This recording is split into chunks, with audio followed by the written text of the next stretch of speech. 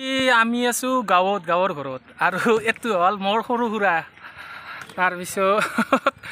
আজি মানে কি আমাৰ সৰু সুৰাই মানে হেৰি কৰি আছে নতুন ঘৰৰ ছাদ ঢালি আছে তাকে আহিলোঁ খবৰ ল'ব এইয়া ছাদ ঢালি আছে আৰম্ভ হৈছে ৰাতিপুৱা 9টাৰ পৰা আৰম্ভ হৈছে এয়া পুৰা কাম চলি আছে খুৰাই বহি চিন্তা কৰি আছে খুব আশা আছিল এটা ঘৰ বনোৱাৰ না কেনে লাগছে আজি বৰ ভাল লাগছে আজি এতিয়াও মানে হেৰি হোৱা নাই যেতিয়া কমপ্লিট হৈ উঠিব গোটেইখিনি ঢালা হ'লে ভাল লাগিব টেনচন লাগি আছে ন বহুত টেনচন তাৰমানে শিল আহিলে বালি নাহে বালি আহিলে চিমেণ্ট নাহে তাকে এইয়া সৰু সুৰা ল'ৰা সেইটো ডাঙৰটো তাৰপিছত এই সৰুটো সেইফালে আছে কাম চলি আছে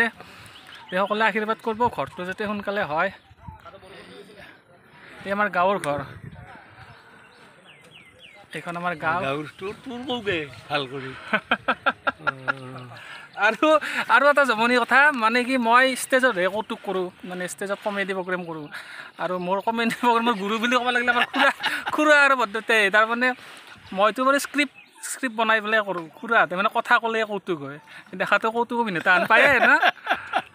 অতুল বাচনিৰ নিচিনা